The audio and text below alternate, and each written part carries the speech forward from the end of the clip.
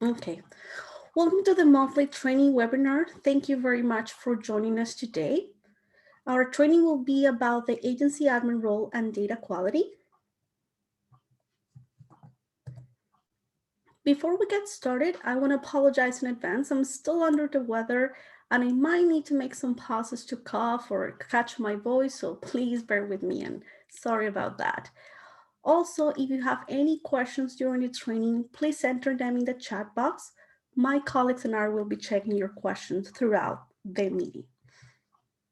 Okay, so this is the agenda we have for today. First, we're going to talk about the agency admin role and their main responsibilities.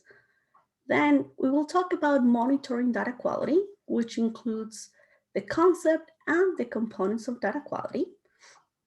After this, we will review the most common data quality issues. And finally, we will talk about data quality report cards. So let's start with the agency administrator role. Who is the agency administrator? So in a nutshell, the agency admin is the person or the persons who oversee and manages the data that your agency enters in HMIS. And also, it is the contact person between your agency and the HMIS department. So if you are the agency admin, you are like the bridge between your agency and us, the system administrators. And what are the requirements to be an agency admin? So to be an agency admin, you need to be able to provide technical support and assistance to the rest of the HMIS users in a reliable way, and be on top of all the HMIS news and updates and share them with the rest of your agency.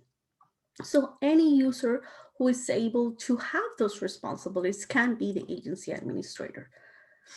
Keep in mind that you don't have to be in a leadership position at your agency to be an agency admin. You don't have to be a manager or a supervisor to be an agency administrator. I know that the word administrator could indicate a position of leadership. However, in the HMIS world, that is not the case. So keep that in mind. So I would recommend to assign as the agency admin someone who knows the data of your agency very, very well. Someone who is close to the data and is really familiar with all the information that your agency enters in HMIS. And sometimes that not always coincide with a leadership position. So now that we know who should be the agency admin, let's review the main responsibilities that you have as the agency administrator. Do we have any questions so far? Not yet. Go ahead. Perfect. Thank you, Casey. So your first responsibility as the agency admin is to manage the rest of the users at your agency. So this means that you would be responsible for identifying all the users who need access to HMIS and notify us when a user completes training.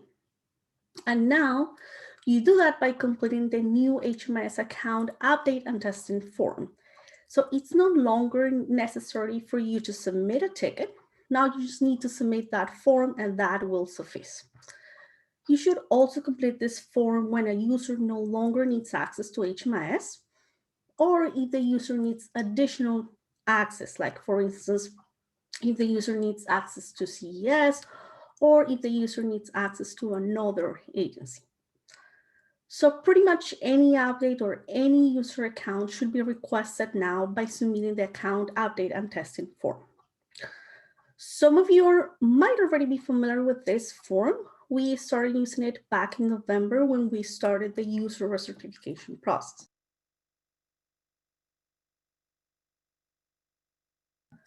Also, another important part of managing the HMIS users is to provide further training when the users need it.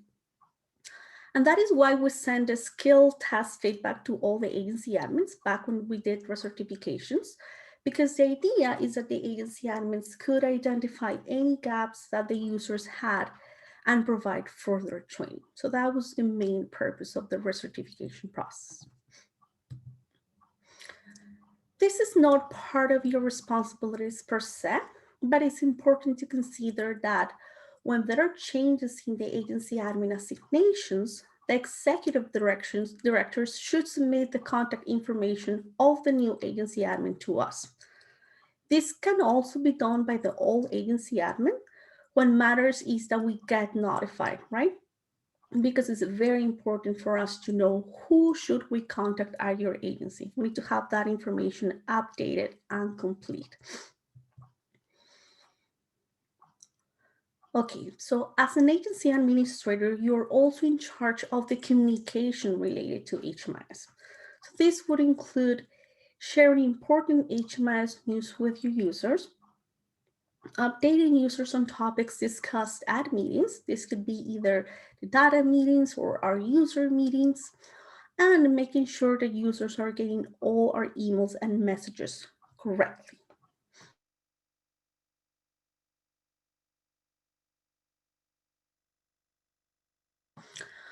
Another very important responsibility as the agency admin is to provide technical support to all your users.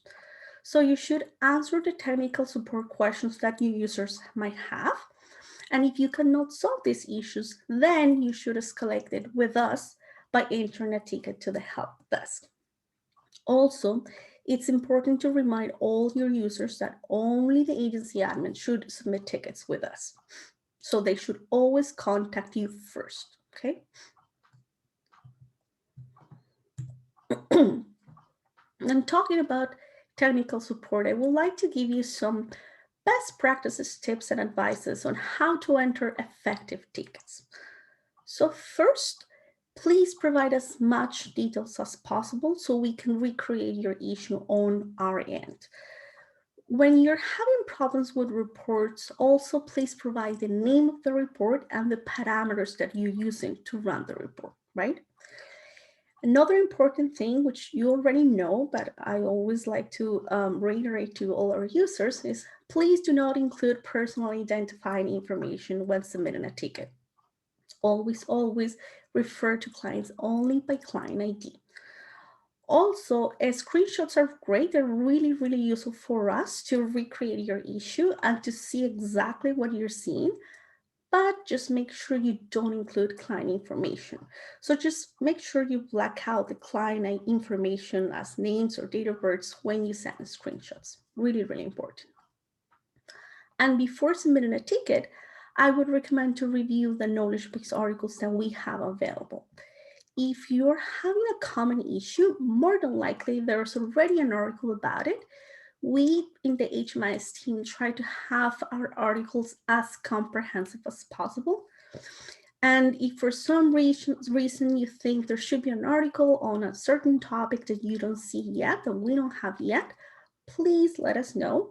We always appreciate your feedback and your suggestions, and you know better your necessities and the information gaps that you might have. And finally, if you're having a complicated issue that is not easy to explain, you can always request a Zoom meeting with us. Sometimes I think it's faster to solve an issue if you share your screen with us and we both look at the problem together. So some of you have already used this option in the past, and I think it has gone pretty well. So I would just want to remind you guys that something that you have available, okay? Any questions on this? Not yet. Go ahead.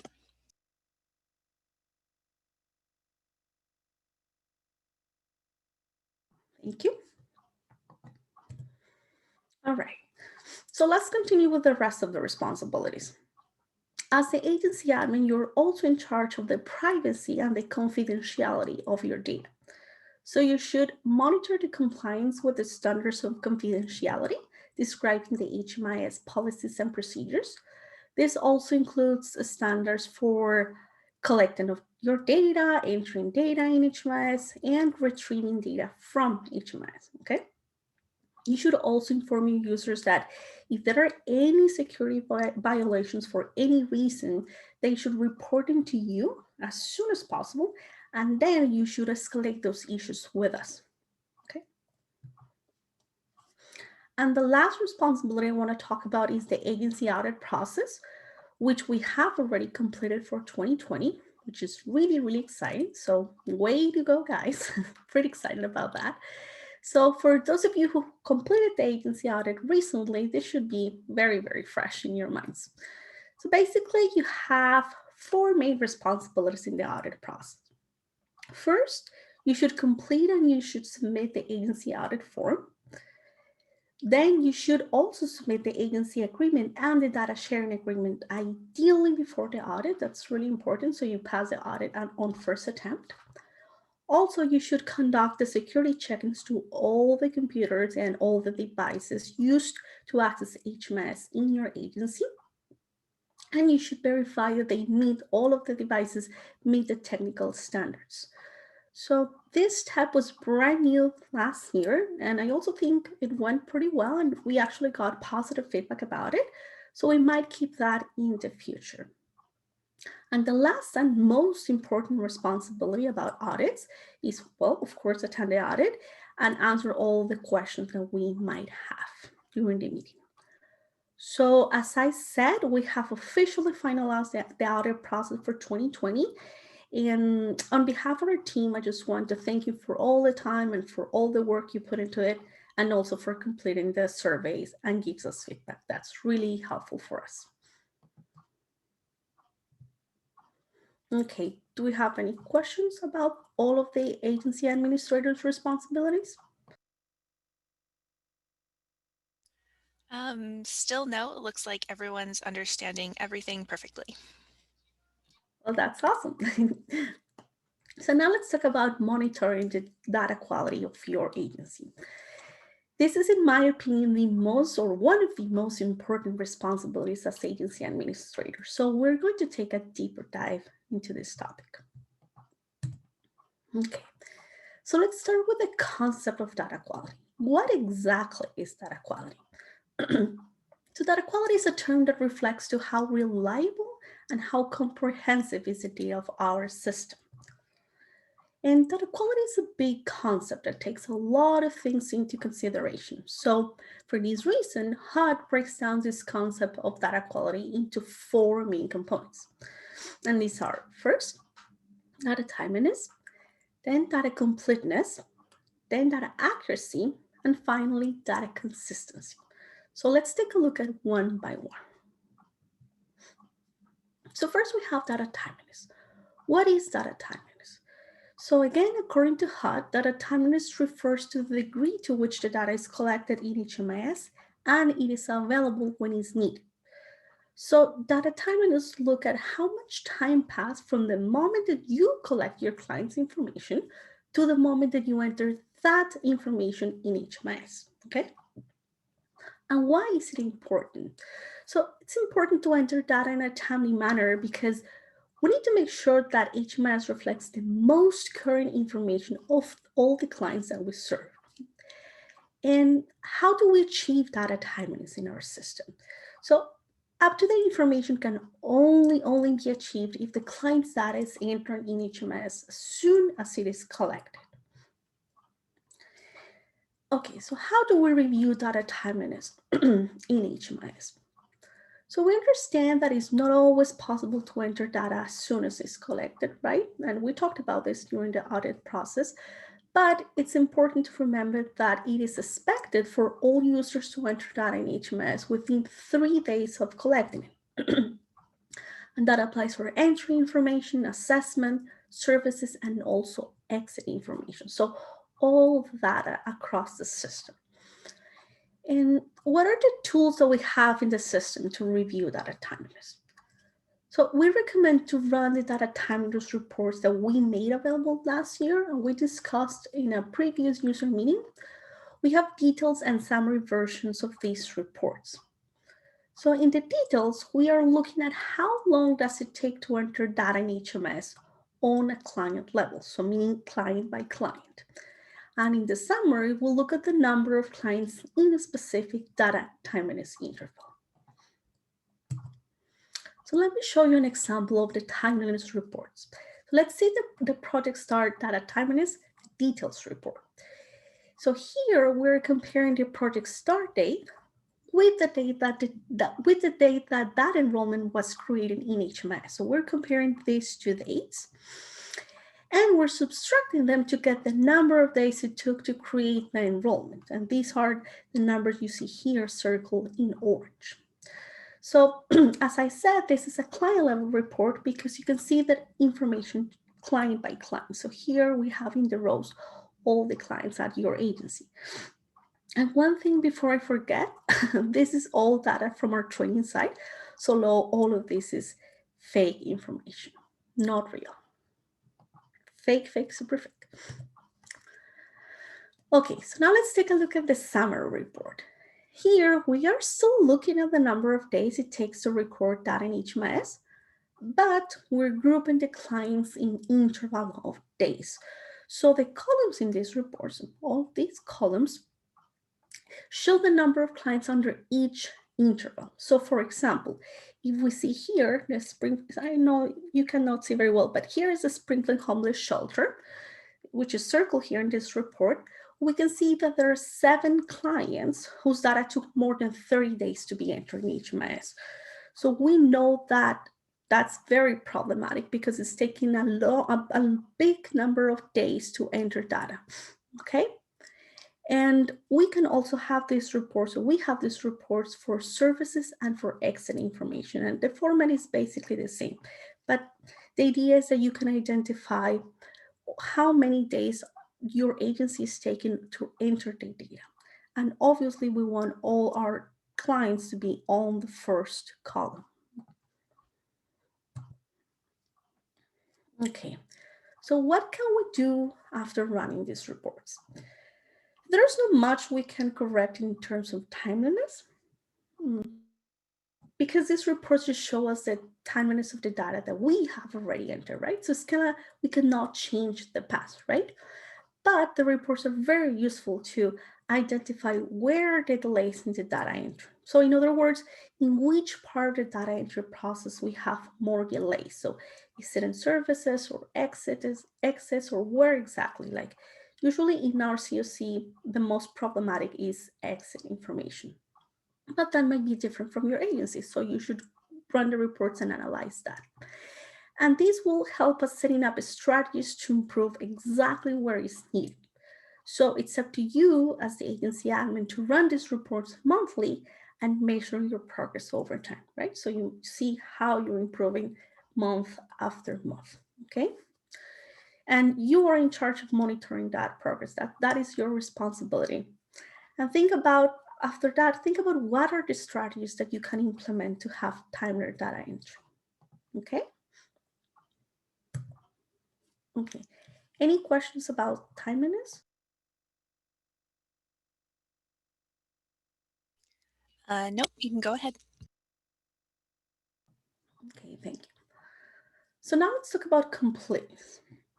What is data completeness? So according to HUD, data completeness refers to the degree to which all required data is known and is documented. So this is looking if there's a valid response to all the data elements required for a client. And an important thing here is that remember that a valid response excludes data not collected, client doesn't know, and client refused, right? This is according to HUD. And why is it important?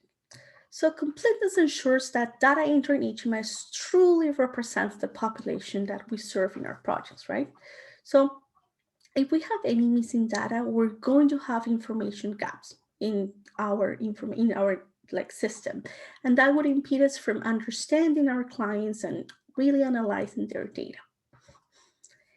How do we achieve completeness? So this only happens when all the required data elements are answered for all the clients that we serve in our projects. Okay. And how do we review completeness in our system? So first thing to consider here is that we have some thresholds in our community for the completeness of our data. These thresholds depend on the project type and the data element type, as you can see here in this chart. By data element type, I mean if the question is related to the universal data elements or the program-specific data elements and entry, or the program-specific data elements at exit. So notice that street outreach and services only projects have lower thresholds than the rest of the project types. And also exit data has lower thresholds than the rest of the data element types. So this takes a lot of variables into consideration to set up those thresholds. Okay. So what are the tools that we can use to assess completeness of our data? So some of you might already have established your own process for reviewing completeness. You might run specific reports that work for your agency, which is great, and we always encourage you to do that. So in addition to your own process, we recommend to run the data completeness reports that we made available last year. We also talk about those reports in a previous year's meeting. These are client levels reports that show the client's responses to all the hot data elements. And we have 3 reports, one for each data element type, as you can see here in the screenshot. Okay, so let's see an example of these reports real quick. Here we have the Universal Data Elements Completeness Report. So we're looking at the client's responses to the questions related to the Universal Data Elements. And if you look closer, if we take a closer look, we can identify all our missing data, which can be an actual blank or data not collected. And we can also identify the responses with client as a no and client refuse, which, as you know, are also considered completeness issues. So it's like a deeper dive of all our data. And one last thing of these reports, an important thing to consider when reviewing data completeness is which clients need to respond to each data element. So in other words, which client need to answer which question, if you will. And this table gives us the answer to that question. I know table is kind of small here, but you can access it by clicking this link. So I would recommend to reference it when you're reviewing completeness reports. And this is because, as you know, not all the clients need to answer to all the questions. And a blank in the report is not always a missing response, okay? So, for example, if we have a blank in the veteran question for a minor, that is not an error. We know that's not an error because that question is not applicable to minors, right? It's not applicable to that population. So we should keep in mind that when we review the completeness of our data.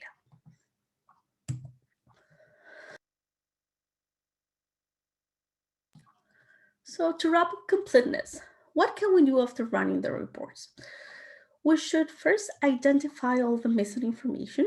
As we talk, we can see either the blanks or the data not collected.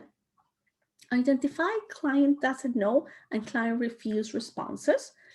And the most important thing is to complete that when it's possible, if you have that information available or you can get it from your clients.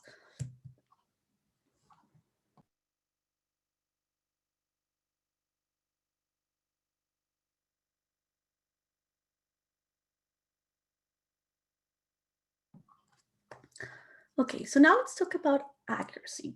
What is data accuracy?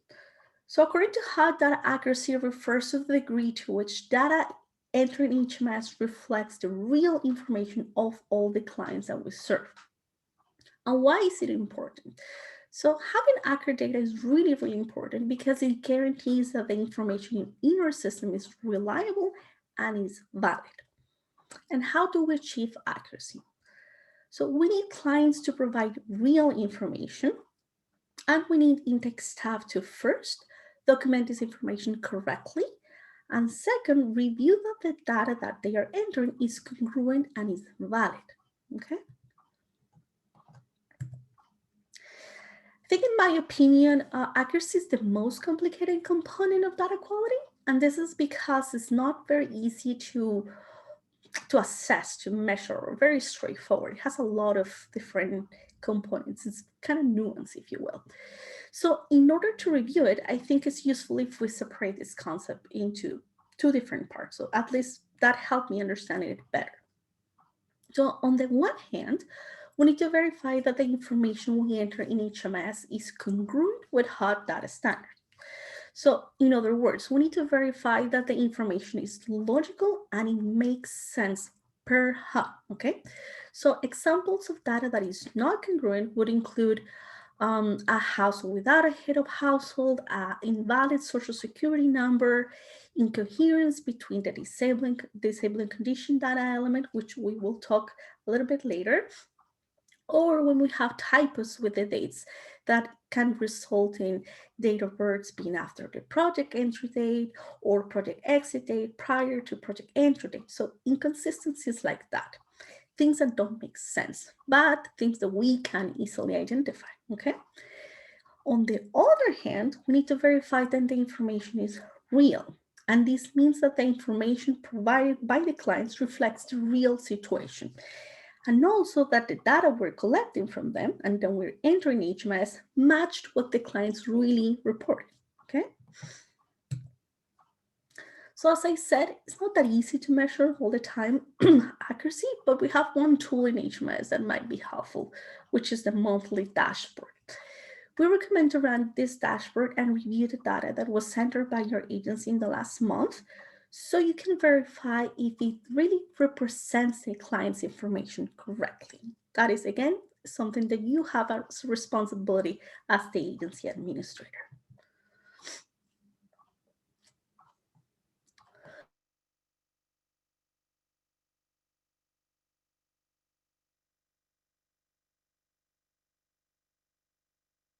So besides the dashboard, what else is recommended? What else I can recommend?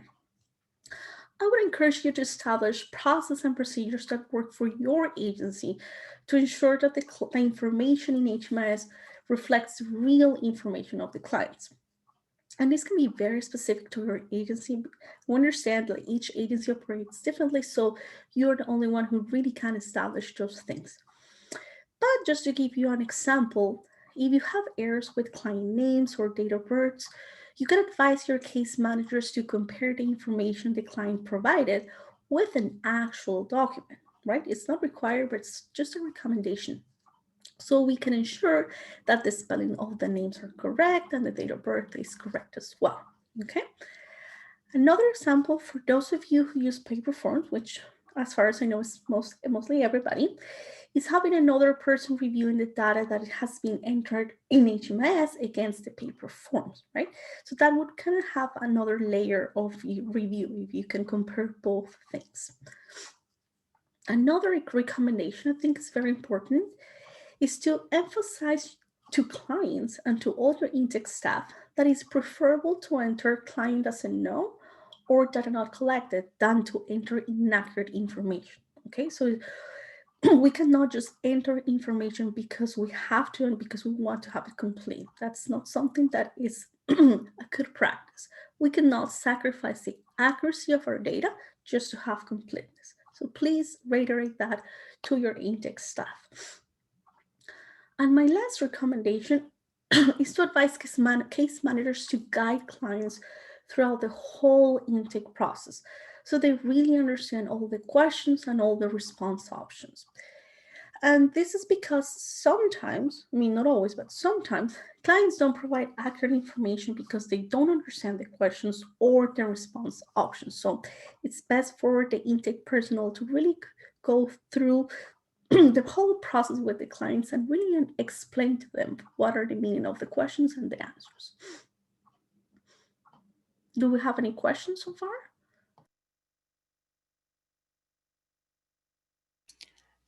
Still no questions.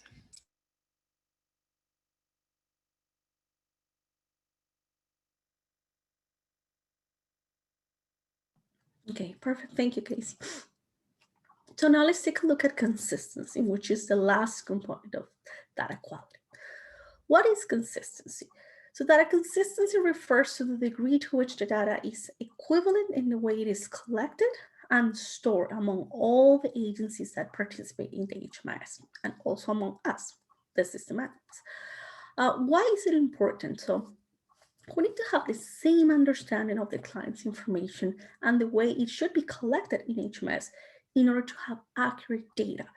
So in other words, we need consistency to have accuracy.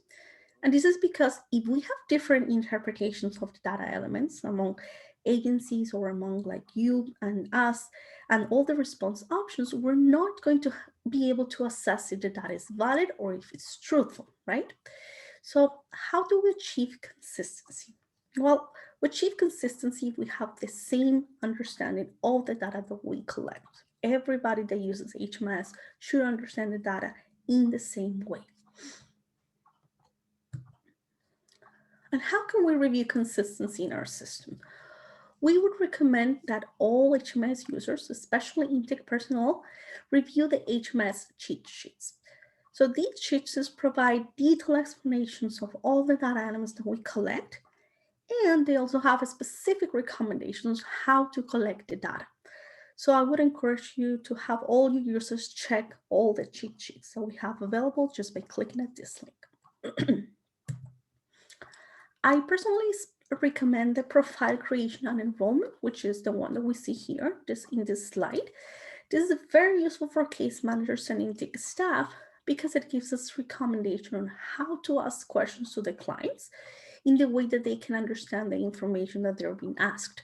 So they can provide an answer that really reflects their situation. So that ties with what I was talking before about guiding the client through the intake process and explaining all the questions to them. So this is a great tool for that, right? How can we ask the questions in a way that they really understand? And this is really important because this allows us to have completeness and accuracy at the same time. So I kind of see like we have completeness and accuracy because from the very beginning, from the get-go, we have consistency. We all understand the data in the same way. So I think the moral of the story here is that consistency is really, really important. Okay, so now we'd like to talk about the most common data quality errors, and mostly, more importantly, I guess, how to fix them and how to avoid them. Okay.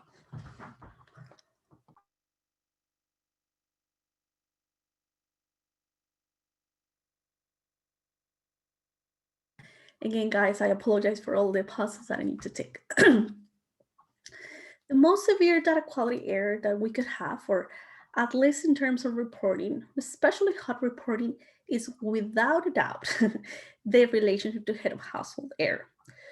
So we know that we should have one and only one head of household at any given time. So this means that first, a household cannot have more than one head of household. And second, there should always be a head of household assigned for each group enrollment. Let's see the first scenario with an example. Let's suppose we have the Simpson family in a group enrollment. If I select Homer and Marge, both as the head of household, meaning that I select self in the relationship to head of household for both, as we can see here, the system will automatically show me an error sign, and it's not going to let me save changes, okay? So now let's see the second scenario with another example.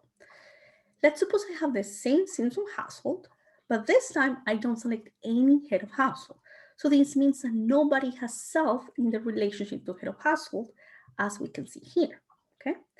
So in this case, the system will also show me an error sign, and it's not going to let me save changes either. So you might be wondering, if clearly warns me of these errors in both scenarios, right? Because we have an error sign, we get a warning sign. The first one when we have more than one head of household, and the second one when I don't have any head of household. So if I get those warnings, how come I have this error, and why is it that common and severe? Okay, so this mostly happens when a head of household leaves the project while the rest of the members remain enrolled in the same project. So let's see an example. Let's suppose I enroll the Simpsons on January 1st of 2017, and I assign Homer as head of household when I enroll them all, okay? But then I exit Homer on January 1st of last year, as you can see here in this red circle, but the rest of the Simpsons remain enrolled in the project. So meaning that I did not exit the rest of the Simpsons. I just exited Homer. So after Homer leaves the project, the Simpsons don't have any head of household assigned anymore. And if I run a report for 2020, I would get an accuracy error because the Simpsons don't have a head of household assigned for that year, for that period of time. So they had a head of household from 2017 to 2019, but they didn't have a head of household for 2020 because Homer left the project on January 1st. And that is violating the rule that we just talked before, that there should always be a head of household assigned at any given time. So always. Okay, so how do we fix this error? How can we prevent it? How can we fix it? So as soon as Homer leaves the project, I should first designate a new head of household. So I should designate Marge as the new head of household. And then I need to correct the other members' relationship to head of household to reflect the relationship to the new head of household. So in my example, I don't need to change the relationship of Lisa or Bart because they're still the head of household child, because they're the children of the household. But I need to change the relationship of Homer because he's no longer the head of household. So I need to change it from self to head of household spouse. And that is a very important step that sometimes is missed. Okay. And yeah, that's how we fix this error. So we should always remember that every single time that a head of household leaves the project alone, we need to first reassign a new head of household, right? Another adult needs to be assigned as the new head of household. And then we need to adjust the other members' relationship to head of household accordingly. I cannot stress this enough. This is really, really important. So please talk about this with all your users to make sure they understand if there are any changes in the relationship to head of household. Make sure that everybody has the correct relationship to head of household, and there's one and only one head of household. Another very common and severe error is related with a disabling condition. This happens when there are an incoherence between the disabling condition and the specific disabilities. Okay. So we know a client is considered to have a disabling condition if A, the client has a specific disability that is expected to be long-term and impaired the ability to live independently, or B, if the client has a developmental disability or HIV/AIDS.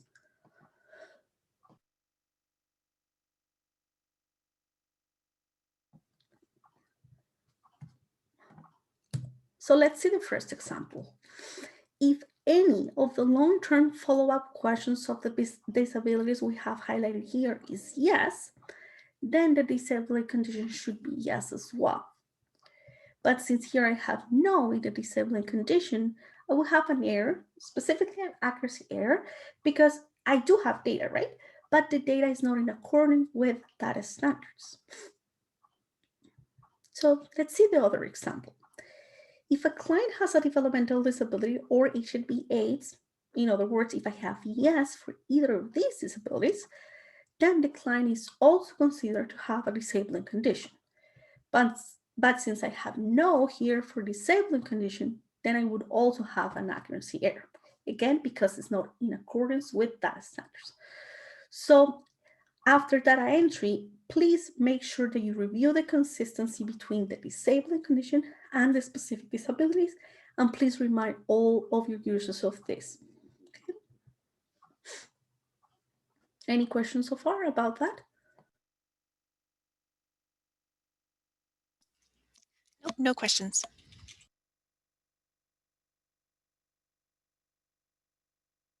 Okay, and the last severe error I wanted to show you is a completeness error in date of birth data element. When we select data not collected for date of birth, there's no way for us to know the client's age. And this is a very big issue because without an age, we cannot determine the household type.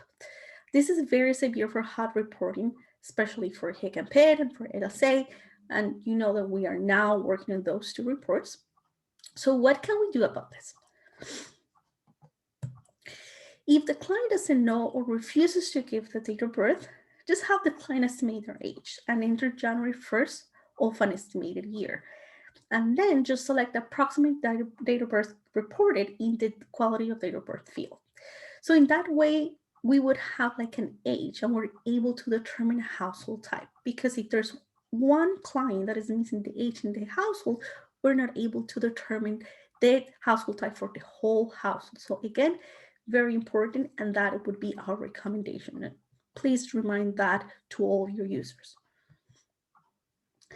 Okay. There are other data elements that are very sensitive to errors as well, meaning that they have significant negative effects in data quality and also in performance. And examples of these are the project start date, the project exit date, destination, and the living situation questions. But these are mostly completeness error, meaning that it's data that is not collected. So it's kind of more intuitive to fix. You just need to make sure you collect that information and it's accurate. Okay. So now let's talk about the data quality report cards. The report cards allows us to assess the data quality of our system as a whole. So they're really important.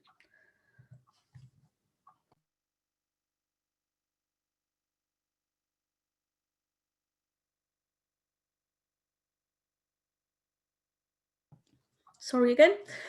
For the publication of report cards, we have three main steps. First, we send the agency administrators data quality corrections. Then the agency administrators complete corrections in HMIS.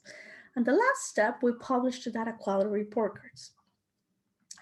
So last year we were not able to publish report cards because of the pandemic, but on a normal year, in an ideal scenario, we repeat this process every quarter, following the schedule that we see here in this chart.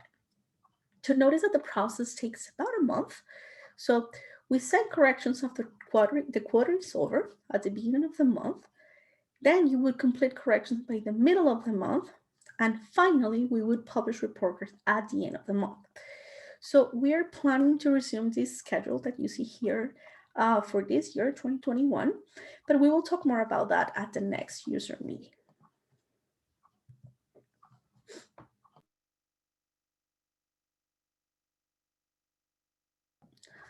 Okay, so now let's take a look at each step.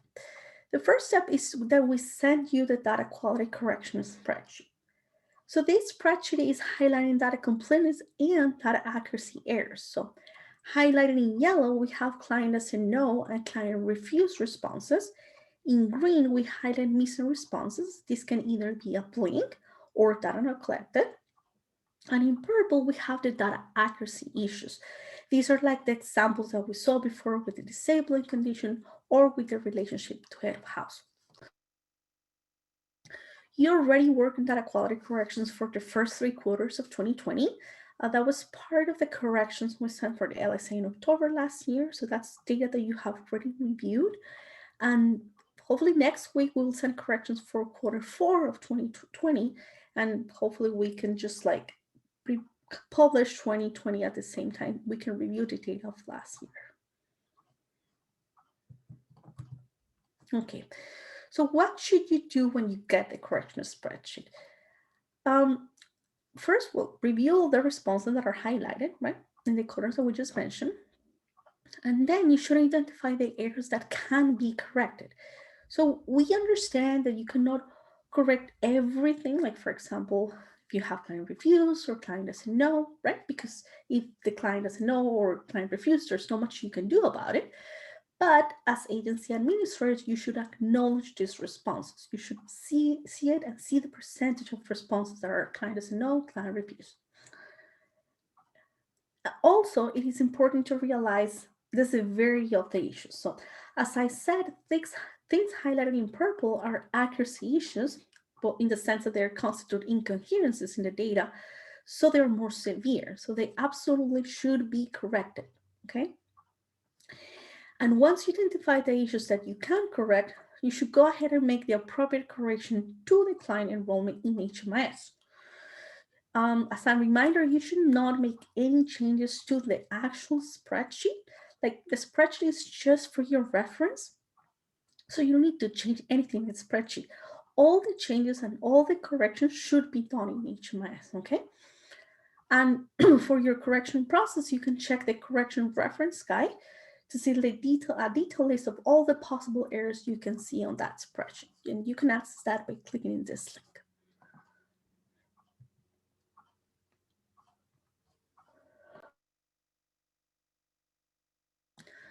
So after you have the chance of correcting your data, the third and the last step is the publication of report cards.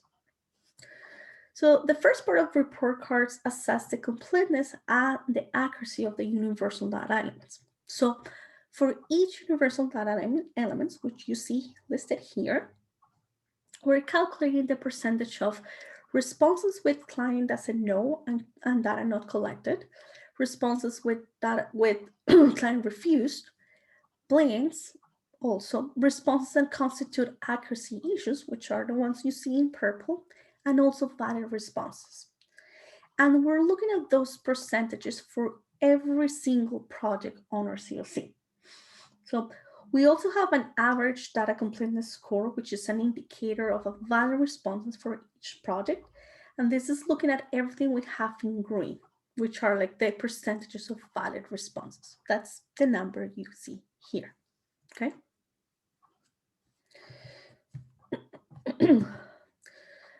To look for a specific project, you just need to select it from this drop down that we see in this arrow. So I would recommend after we have the publication of report cards, just go ahead and check for all of your projects. So as I just said, we're looking at these percentages for each project, but we're also looking at data quality for all the projects combined. So actually, the graph that we see here is the report cards of the whole system for the last quarter of 2019, which was, yeah, I think was the last time we published report cards. No, for sure was the last time we published report cards. So as you can see here, destination is a very problematic data element for all of us. So there's a big percentage of data and collected responses for destination. As you can see here in the orange, see, this orange bar is super big. So we know that is the most problematic data element for all of us, okay? So right now we are in the process of working on these charts for 2020, and we hope to publish them soon.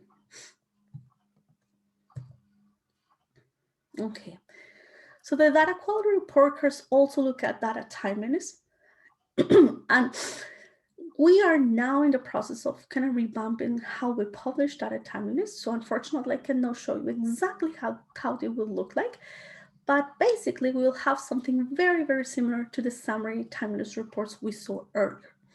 So we're not going to average the number of days it took to enter data for each project.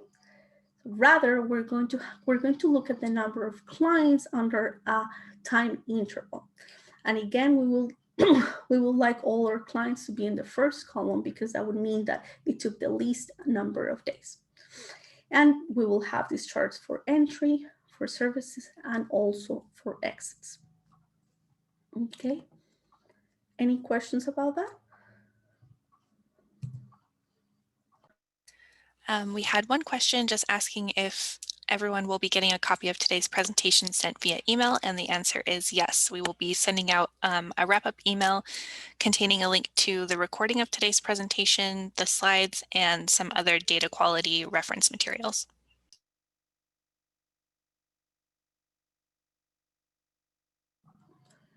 Perfect. Thank you, Casey. Thank you, Stephanie, for your question. So to wrap up, what are the takeaways of this training? So as an agency admin, you're the manager of the data at your agency. So that's how I think you should see your role. You're like the data super person in your agency. So, and in addition to all the responsibilities we talked at the beginning, you're in charge of monitoring the data quality of your agency. So it's up to you to set up specific procedures or processes for reviewing the data quality that addresses all the components that we talked about today. So for these, you can utilize the tools that we have reviewed, such as like the completeness reports and the timeliness reports, the monthly dashboard, the consistency sheets, plus all the recommendations we gave about accuracy and consistency, plus all the things that you have already implemented in your agency. So it's a lot of tools that you have for your responsibility of monitoring data quality. Also, think of data quality as a best practice for the whole process of entering data, right? It's not just when we're doing corrections or publishing report cards, because it's better to avoid an error and to really teach your users how to avoid those errors than to fix them later, right? So it would be great if you get the correctness question and you don't have a lot of things to correct. And finally, talk about data quality more often with all your users and reiterate the importance of data quality to everybody at your agency. So I think it's not only to your users or HMIS users, but all your managers and directors and everybody, because I think we all need to be on the same page and give like data quality the importance it really deserves. Okay, so those are my takeaways, and I hope you get inspired on monitoring your data quality and being a super agency admin. Do we have any questions about that?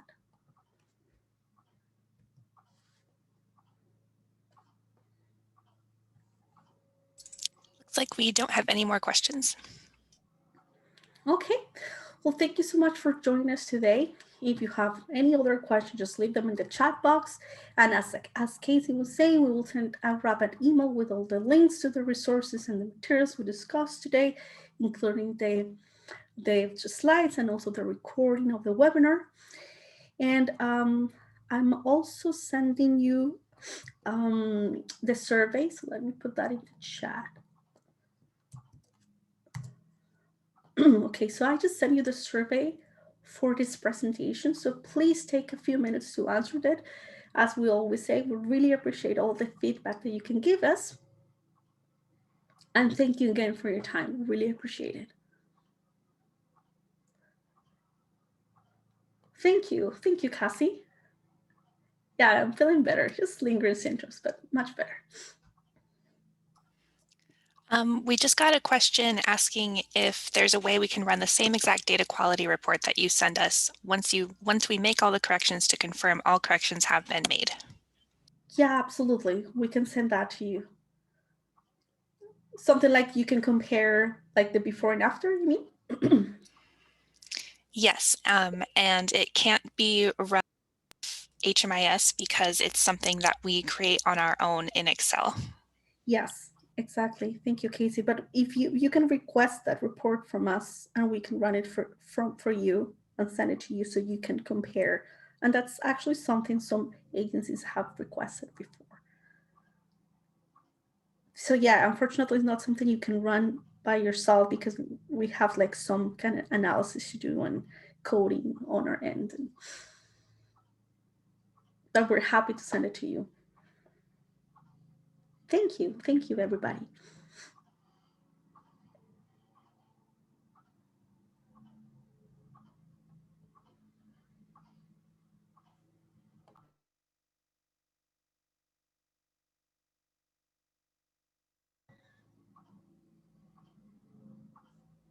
So I think that questions have stopped.